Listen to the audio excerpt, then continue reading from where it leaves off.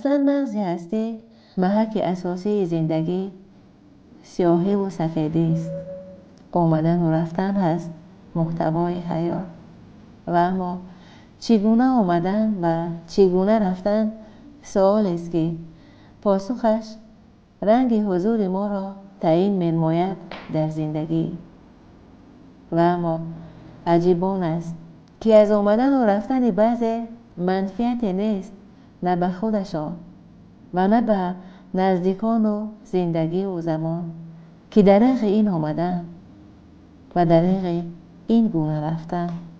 اما باز هم انسان‌های نورانی هستند که وقتی می آیند از حضورشان گلستان وجود رنگ می گیرد و حتی وقتی می روند به سوی بیسویی باز هم نامشان، کار و پیکار انجام دادهشان تأثیر دارد، ترغیب می کند، هدایتگر است.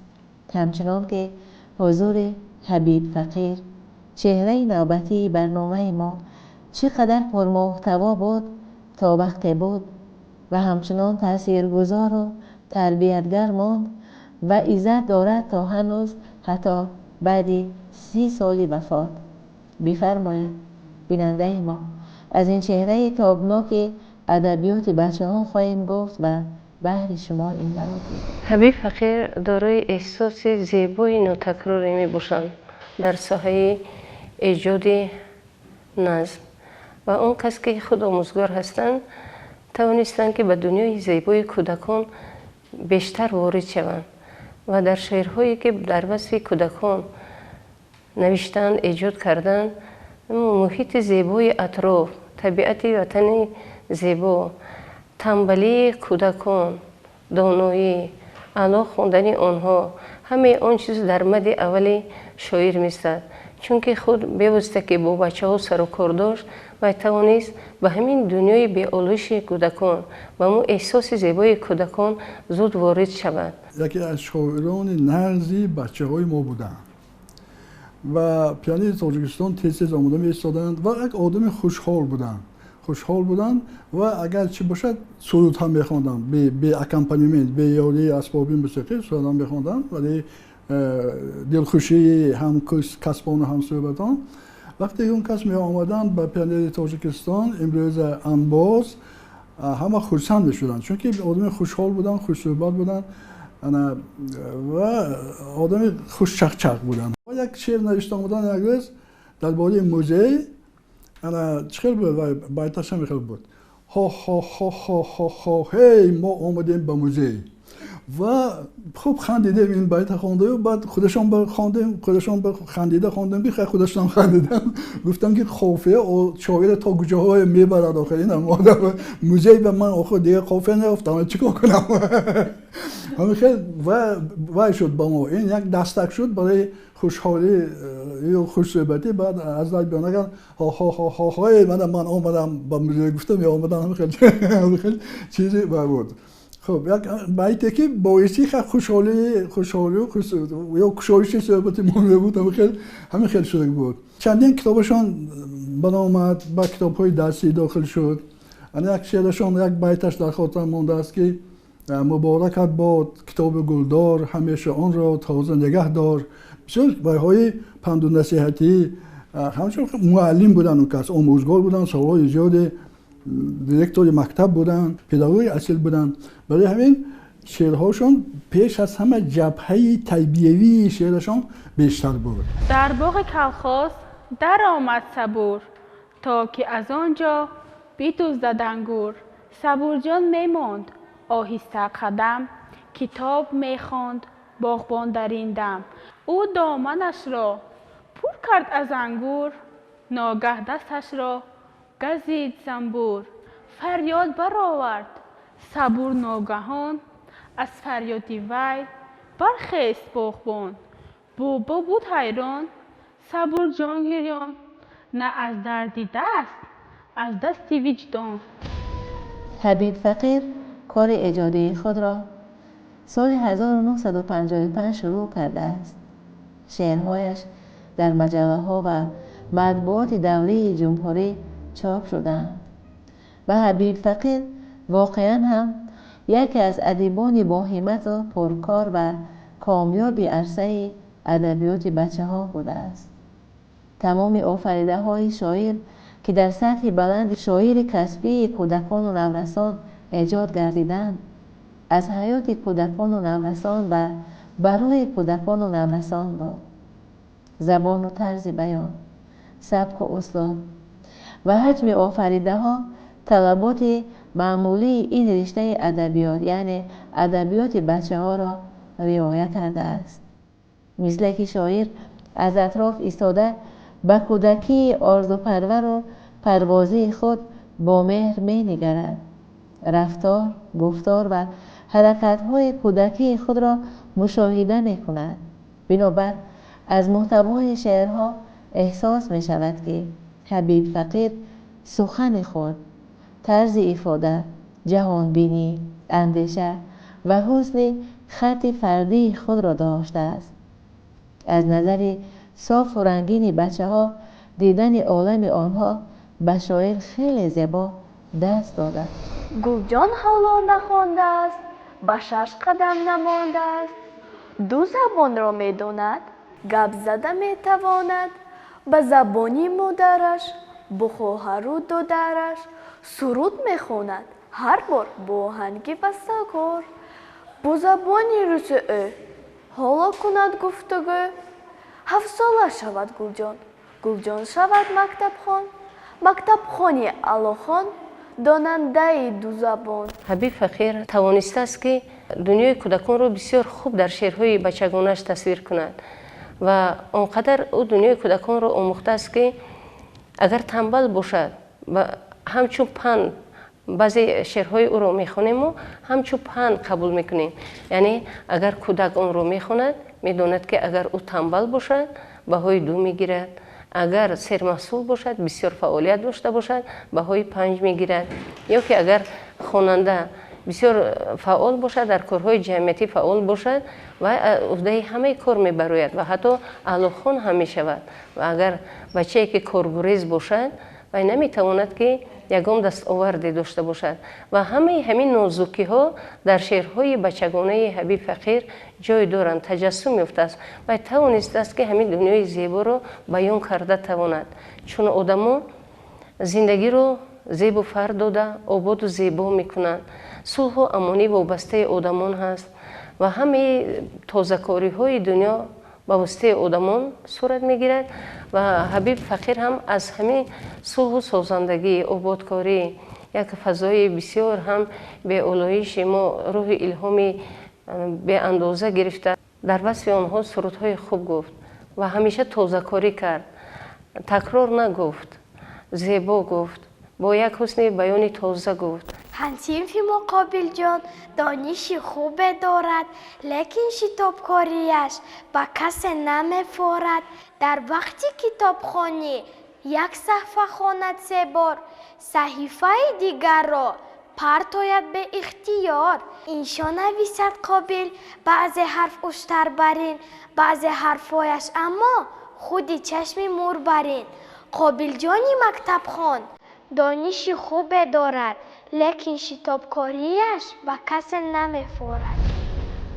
بنای تمام کار عالم بر دانش و خیرت و معرفت قرار دارد که محتوای اساسی ایجادیات حبیب فقیر ترغیب همین هشدار است و واقعا تاج سر جمله هنرهاست علم و مقام فاضل و دانشمند و آموزگار و عموما اشخاصی به دانش راه یافته و پیراسته بلند. و چهره برنامه ما زنده یاد حبیب فقیر اگر سر زلف سخن شانه میکرد و شاعر اعتراف گردیده و احترام را قائم گشته، همزمان آموزگار بود و بار تربیت و تعلیم خزینه دانش را به دوش داشت تا توانست شاعر آموزگار حبیب فقیر کوشید در ما بنماید در دبستان بهر وارد شدن به باغ علم و دانش و خیرات انسانی برای فرزند خلق و امروز پاداش زحمت‌های بی‌طمع آموزگار شاعر بار آورده. این دبستان سبز و محض تپش چند 10 ساله می شود که نام بنیادگذار و استاد همه خرد و کلان این دیار حبیب فقیر را دارد. یعنی او یاد می شود. او یاد می شود در محفل ها، در انجمن ها، در چاره‌بینی های مکتبی و نشست های خاصه. یعنی دبستانی با نامش قامت افراخته، آثارخانه با نامش گشاده شده، همچنان آفریده هاش و کار و پیکار نیک از خود باقی گذاشتهش امروز ادامه عمرش گشته و زنده و جاویدش گردانیده که خوشا به حالش. مؤسسه تحصیلات میانه عمومی رقم 20 از سال 1976 تأسیس یافته است و خودی حاضر باشد در مؤسسه ما 2256 نفر خواننده زیاد تحصیل می نمایند و آموزگاران باشد. آموزگاران در اینجا 89 نفر آموزگار کار و فعالیت کرده ایستادند و سبب مؤسسه ما را به نام حبیب فقیر گذاشتن در آن است که حبیب فقیر یکی از اساسگزاران میگم یکی شخصیت های می باشد که سهم خود را برای بنیاد نمودن همین مؤسسه برهوای ما گذاشته است. در دوره اتحاد شوروی من تا جای معلومات دارم سهم به اندازه همین شخصیت بود که کوشش کرد، غیرت کردن، با مقامات های بالای عریضه نوشتن و حجت هایشان را تمام سهم خود را گذاشته تا این مکتب در مؤسسه در قشلاق ما در دهه ما برپا شود و بنیاد شود. وقتی که ما در مکتب میخوندیم اون وقتا مکتبوی نو نبود. مکتبی رقم 20 به نام دیمیتر بود. همون سال ده، هم سالی که 73 من ختم مکتب 10 ساله 73 سال بود. وقتی که مرا به کار دعوت کنده کار گرفتن، حبیب فقیر بسیار سختگیر بودن. آموزگار دیرکتری مکتب بودن. هم با او زمی سختگیری که بسیار با مهربان بودن. بسیار مهربان بودن. با ما کار نشان دادن. با ما کتاب خونی را توصیه دادن. کتاب دوری را توصیه دادن. روحی درست نشان دادن. با ما بسیار یاردمی کلان کردن. همچون دیرکتوری مکتب یک در درس می دادن ما را. خیلی چی بودن که سختگیر بودن. خوزی را ما همو چی باید ما هست زبان ادبیات درس می دادن. بعد ما خیستم گفتن که در باره همی چی گفتم نمک در کامها شیرین تر از شهد و شکر گردد، جگرها خون شود تا یک پسر مثل پدر گردد. من همونجا ای ترس نگفتم که من نمیدونم که من نمک در کامها گفتن یا در کانها. همونجا دیرکتر گفت که نه، گفته خطا خواندی. گفت خوزیرم و همه ایادون نمیبره، فراموش کردن نمیتونم. خوزیرم همه فکر میکنم که همه کام باشد یا کان. این البته که کام هست.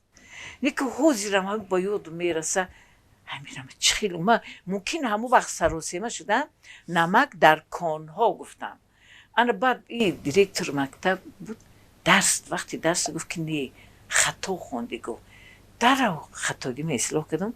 گفتم میبخشید استاد، نمک در کامها شیرین تر از شهد و شکر گردد، جگرها خون شود تا یک پسر مثل پدر گردد. استاد حبیب فقیر فعالیت شاعری هم داشتن، شاعری بچگانه بودن و این چونین استاد حبیب الله فقیر هنرمند خلقی بود. هنرمند خلقی تاجیکستان به شمار می رفت که آن شخص من نوارهای هست من دیدم و گفتم میتوانم که با دوتار می نشست و با دوتار سرود می خواند و از همین سبب سرودهای به نهایت وی داشت شعرهای خودش را شعرهای دیگران را می خواند.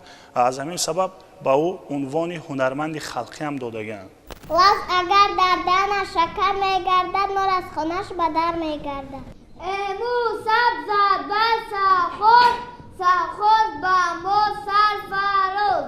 نماید مادری دلسوز جانی به فرزندش همیشه مهربانی. پدر هست است با امیدی جاویدانی کند اولاد خود را پاسبانی.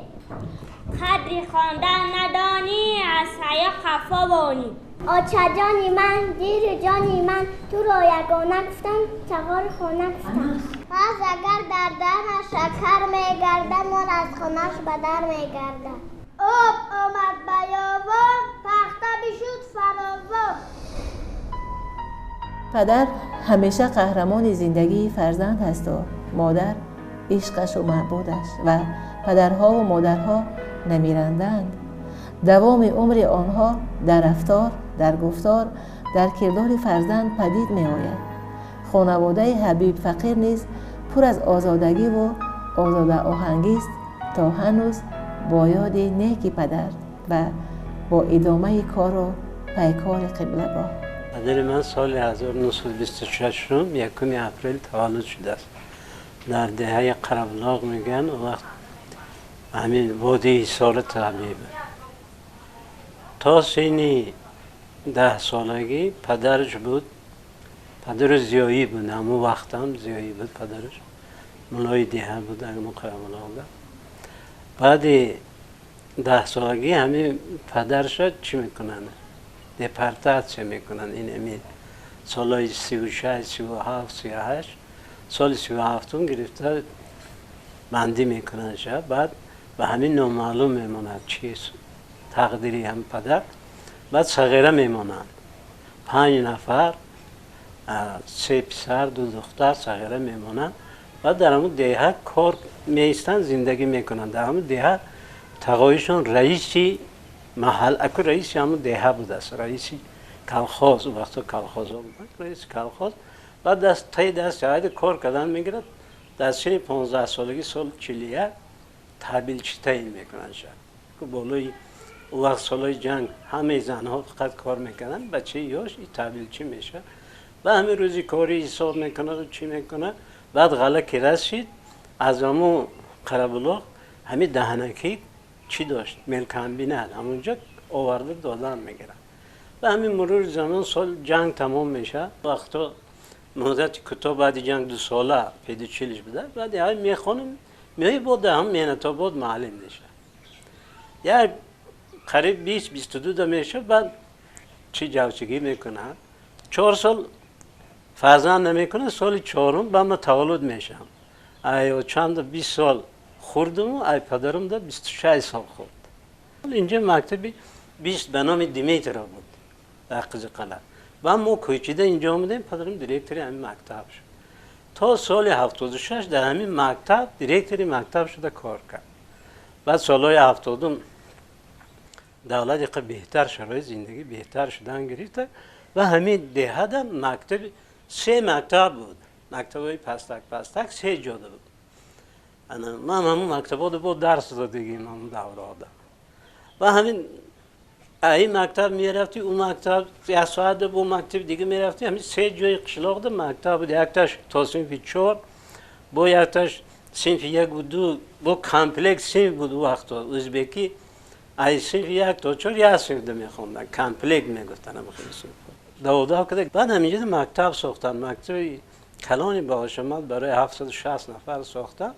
همون سال جماعت تشکیل شد. با 10 سال دیگه همین تا سالی 86 شکار کرد. او وقت سنی نفقه 60 سالگی بود آخه. بعد نفقه بر اومد. همین بچه ها را همین مکتب ده که کار میکرد شعر می نویس. علایده در خانه کابینت داشت. در همونجا کتاباش و دفتراش همه دست نویساش دیدگیستی. همونجا دست نویسا را هر روز می نویس با اینا با دیگرگون میکرد. بعد رفیقای شاعر بسیار داشتن. همین رفت آمد میکنن. اما کتی برده نشان میداد. ای نظری برای میگذارن. ایستا کتاباش چاپ کردن گرفت که عمر بقا نکرد. در سن 66 سالگی سال 92 24 سپتامبر وفات کرد. به یاد میاریم همه حالا گاه خرسندی ده گاه دل بغض کردم خیلی حالت. سالا اینسود خواندم ده 3 کارس خوانده شدم. همین کینه‌های هندی پیدا شده بود. باید باشه کینه‌های هندی بسیار پیدا شد. بعد کینه دوست شد من. ای کینه تئاتر میرم. اون کینه تئاتر 10 ایاد میبرایم. بعضا میرم بعضا نمیرم. بعد یا هم قشلاقیمون آمده پدر به خبر میکشه میگه که همین این وقتا درس کم میره و کینا بسیار میره میگه با اون کیناتیاتر آدم کیناتیاتری گور که در دوشنبه اگر بهتون باشه یک کچینار دبدر اما کیناتیاتر بسیار میرم با هم پیش تو چای خانه دارم چای میخورم بعد درس دلم کشید میرم دلم نکشید نمیرم یه روز کیناتیاتر میبرم تام در اما آشخانه شیشتگیه که اما آدم گفته که هم جمیعه عبید میکنن گفته و میام همونجا که استوال میشینم میگم که روی پرنده پدرم و خیلی زیخشم با نه که مرا هیچی هم نگفته گفت که بچه هم ما توی قبواری نداشتم همین کافی شد با ما گفتم پدر بخشیش گفتم دوره سوزینتیم ده همین کار کردم هیچ از یادم نمیبره همه وقت همین بچه ها هم اینه که استودین شدن خوندن گفتگی ما همه بچه ها هم یاده من گفتگیم که من همین خیلی کار کردیم کینه من شدم کینا رفتم من خیلی آتم رنجاندم با شما من خیلی نکنید گفتم اینه آچهش تاییدتان میدانن همه همین بچه ها و فرزندان و گفتگی من خیلی پناهی نه هم افتخار میکنه هم بسیار خفه میشن که خدمتشون نکرد از میراث خورده این بابای عزیز یک نبیرش می باشد که تا حاضر کار و فعالیت میکنه در دانشگاه خرسند مراد می باشد به نهایت شاعر جوان خوب است که از میراث از در همین اولاد میراث خورده بابا هوای می باشد که شاعر شده است برای میراث برم نیز می باشد زرگوشکی ملموی دویده لبلبی جوی آمد به باغ کلان باغ فراغ دامان اندک دیگر دوید نزدیک درخت رسید در شاخک نمودار بود سبک چون انار زرگوشک آن را بیدید بهر گرفتن جهید نتوانست آن را گیرد خورد و لذت برد نوده یکی بلنده زرگوشکی لونده اندر آن ستاره سیب در شاخکی بریسه یک زاغکی سیب سیاه داشت به زرگوش نگاه گفت و نموده قرقر ای زرگوشی به هنر این سیب رو من نگیرم زرگوشکی ملموی به زاغک آورده روی ای زاغی حکمت بلند هستی بس دل پیزن سیبک را کنده پرتاب من گوش نمودم جدا خوردنی ندارم نمیرسد مدارم سیب رو پرتا جوره جان رحمکی زاغک آمد با نوگیمین قاری خود سیبک را برکنده زود پرتافتش به پایان تا که گیرد زرگوش جان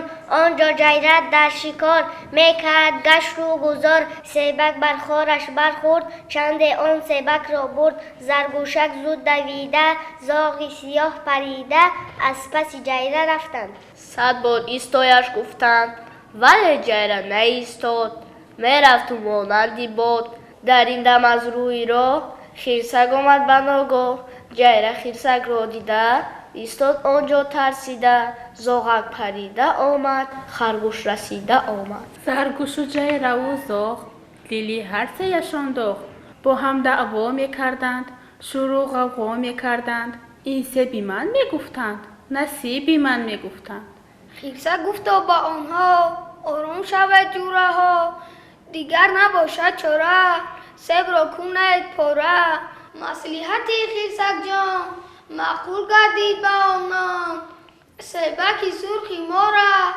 کردن آنها 4 پاره یک پاره از آن سیب بیشود به خرسک نصیب هر چارهشان بیمغب از آن سیبی چون عسل گشتن آنها شیرینکا افسانه ای ما تمام از بخش باختری اتفاق نویسندگان توصیه نامه فرستاده بودند برای قبولی این آدم به عضویت اتفاق نویسندگان چون که 3 نفر عضو اتفاق نویسندگان باید توصیه کرد ترجمه همه حجت ها تیار به عضویت برای پیشنهاد برای عضویت اتفاق نویسندگان پیشبری شده بودند لیکن وضعیت زمان بسیار ناخوشایند بود ناهنجار بود یک مسئله گذاری کردیم گفتم حالی این خیلی وقت نیست حالی اندک استاد استاد هم بعد وظیفه من کاتب مسئول کمیسیون قبول بودم من حجتی اون کسی با احتیاط گرفته موندم همه کتی مونده رفت حبیب فقیر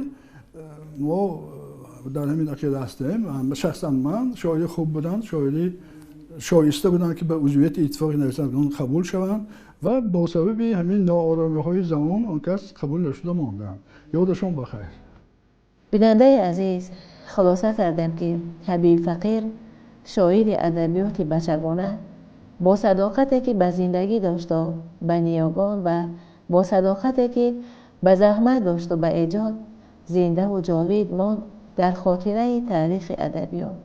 از او ماند فرزندان فرزانه و کتاب‌های تالیف نموده و این کتابخانه پر از کتاب سبز و سیراب و تازه جوان و مست تپیش. چی آمدن پرمحتواه و چی رفتن زیباه. چی گفته بیننده ما؟ پس یاد ایشان خیر و شاد باد.